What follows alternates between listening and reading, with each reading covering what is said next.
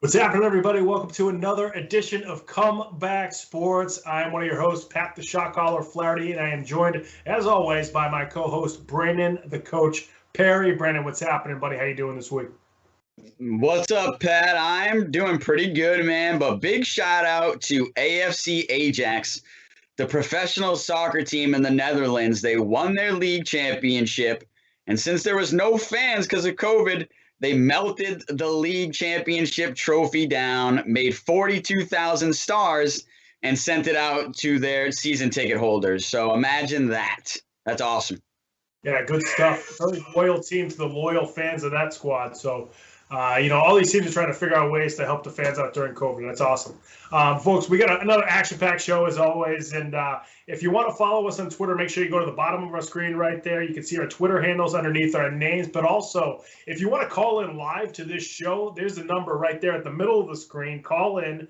Make sure if you want to talk to us about any of these sports topics or anything else you want to talk about, call in. If it's after the show and you call the number, you can leave a voicemail. We'll play it back next week on the following week's show, too. So make sure you check that out. And if you're watching us on YouTube, because you must be, that's the only way you can watch, make sure you give us a subscription to the Comeback Sports YouTube channel as well. So we kick things off here with our first topic of the night. And first up is what everybody's talking about right now, the Kentucky Derby. Medina Spirit, the winner of the Kentucky Derby this year. We're all so excited for the Kentucky Derby.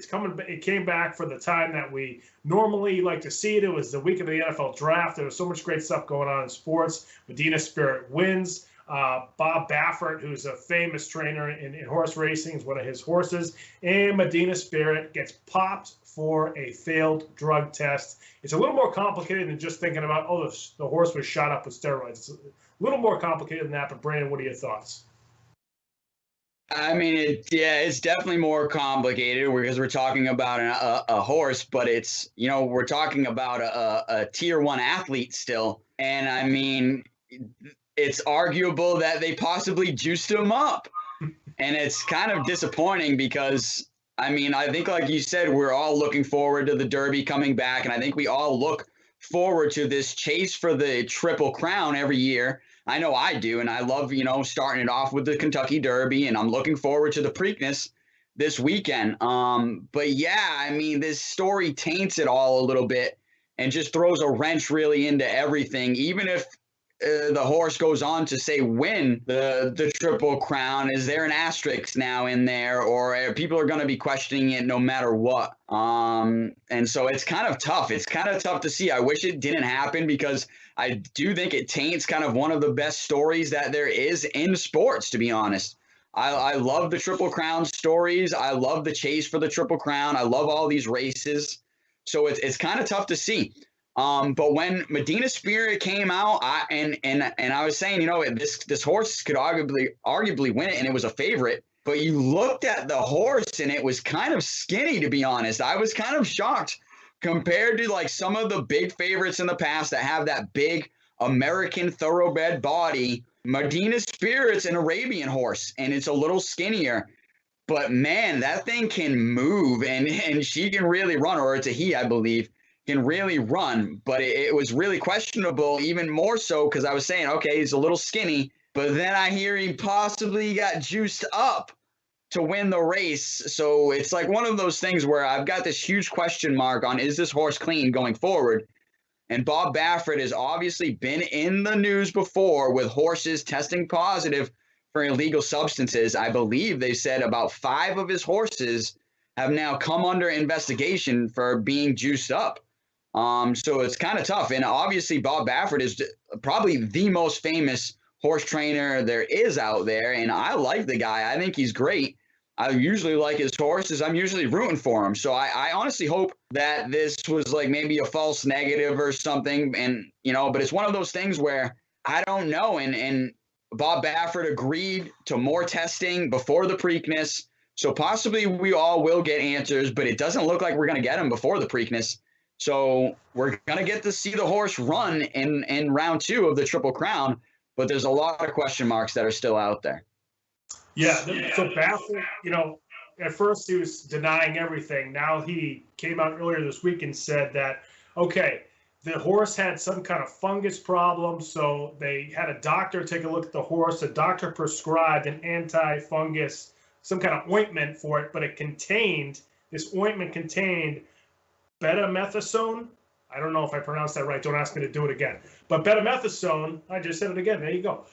Is a banned substance, right? So it's one of those substances where you can't. I don't think when the horse has a positive test with it in its bloodstream, that's when it's a failed drug test. Now, I don't know if the ointment, which is obviously put on the outside of the horse for, fungus, I would imagine, is around the hoofs, or I don't know enough about horse DNA to figure that out. But if that's the case, they obviously weren't trying to juice up the horse. It was something that was in the medicine and ointment they were using.